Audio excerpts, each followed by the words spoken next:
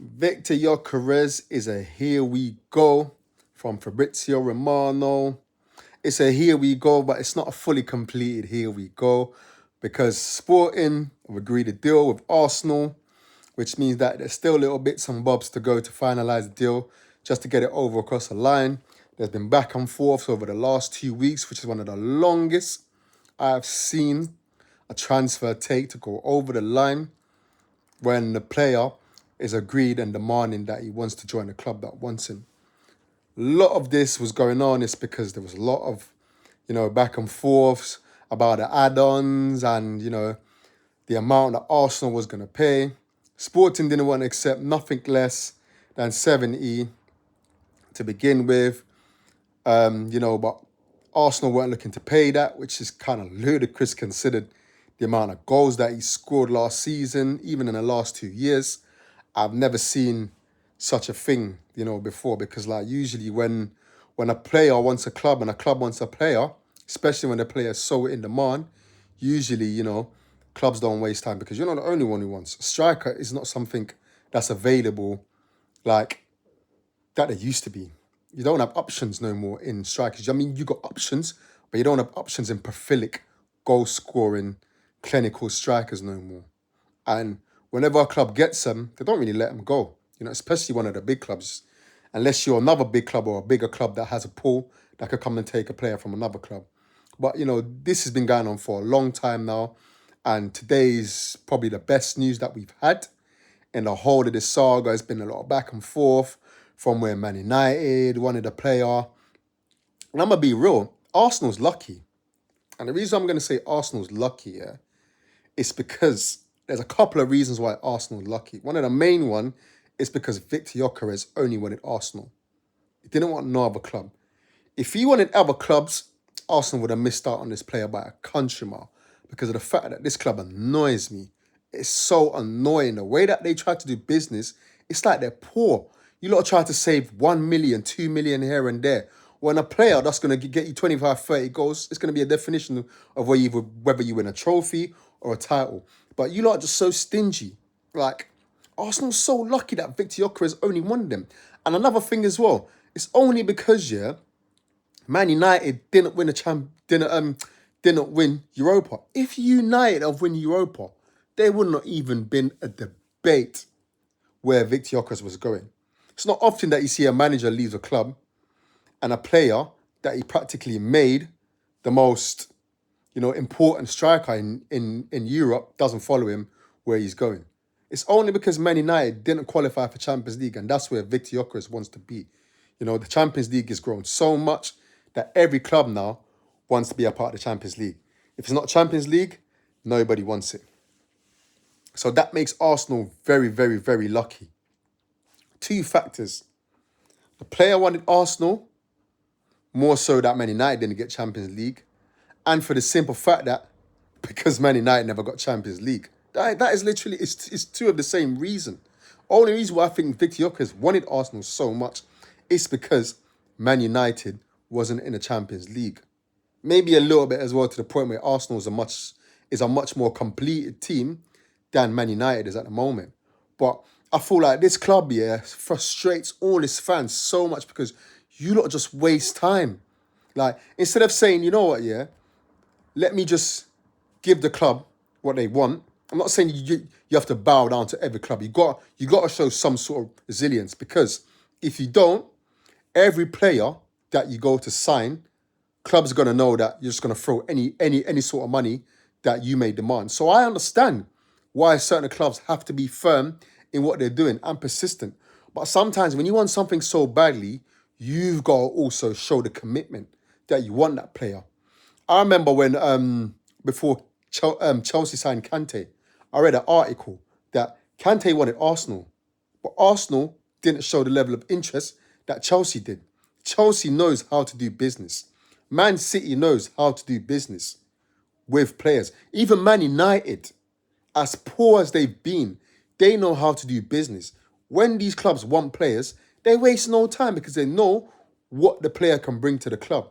If a player wins you the league or they win you the Champions League, the revenue that it's going to bring in is going to be a lot more than the stingy 5 million or 2 million that you're trying to hold off for because you didn't want to pay that. I understand that you got to show resilience because it also shows that you got a backbone and you got strength.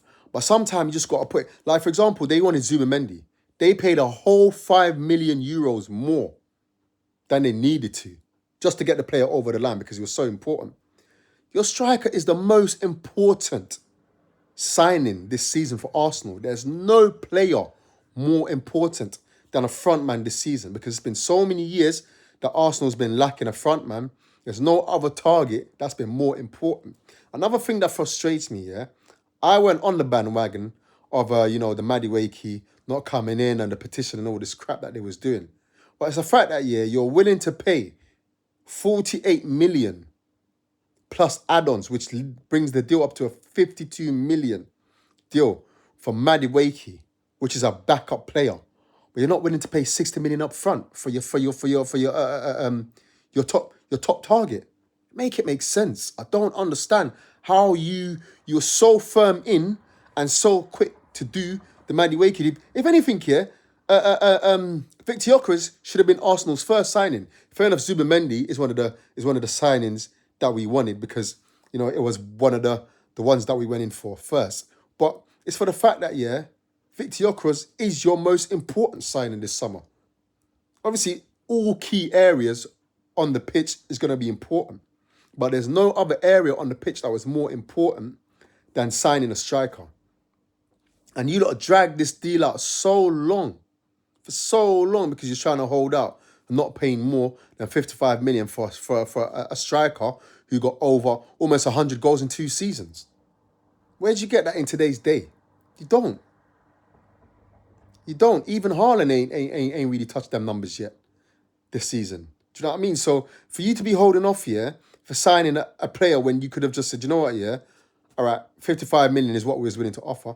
Here's an extra 6, or here's an extra, 5 just to make it to 60, plus another 10, or here's 11 million in add-ons just to get the player over the line. Or you know what, we only want to pay 55, but we're going to offer you 65 just to get the player over the line to save other clubs from stealing it. If Man United was in a better place, we would have been done out here.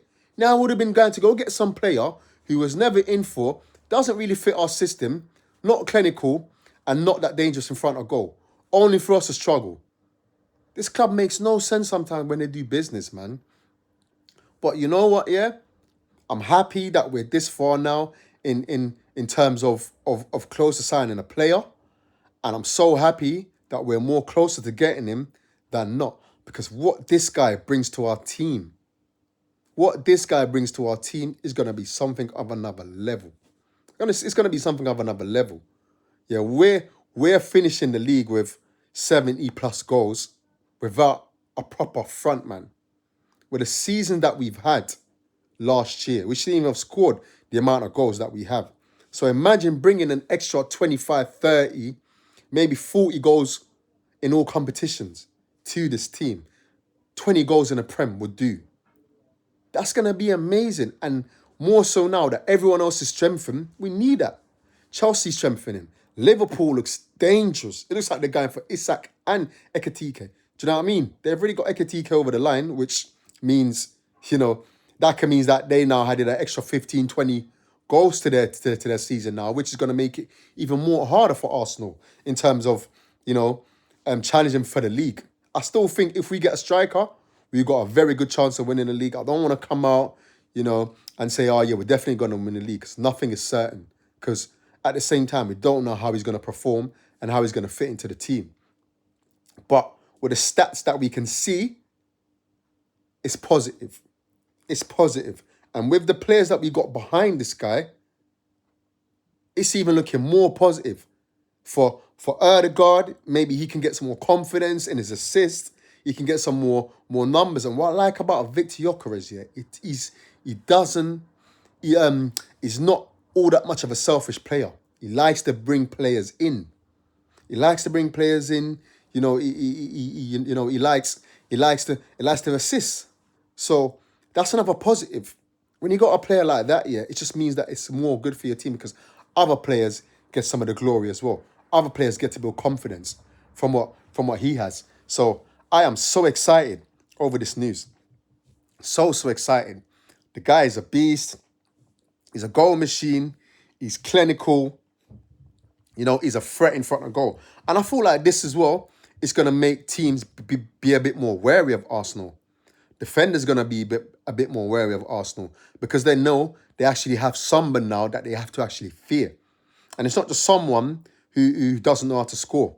He knows how to score, is not afraid to shoot, and the power that comes from this guy is raw power.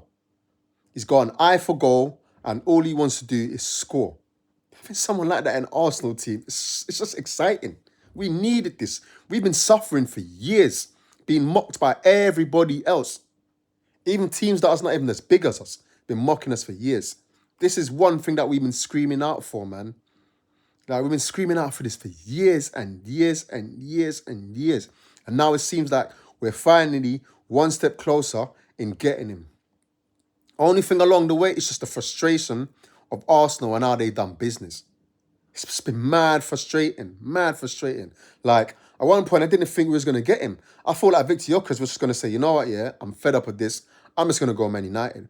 I'm sick and tired of this. Just going to drag out. The deal's going to collapse. I just felt like United was going to snatch him at one point because we was taking so long to complete the deal over petty cash compared to what this guy's capable of doing. What is 5 million to Arsenal Football Club? Don't understand why you lot was holding out for so long. It just doesn't make any sense. When you want someone so badly, you don't wait and give other teams an opportunity to come and sign him. The only saving grace that Viktor Gyokeres only wanted Arsenal so badly.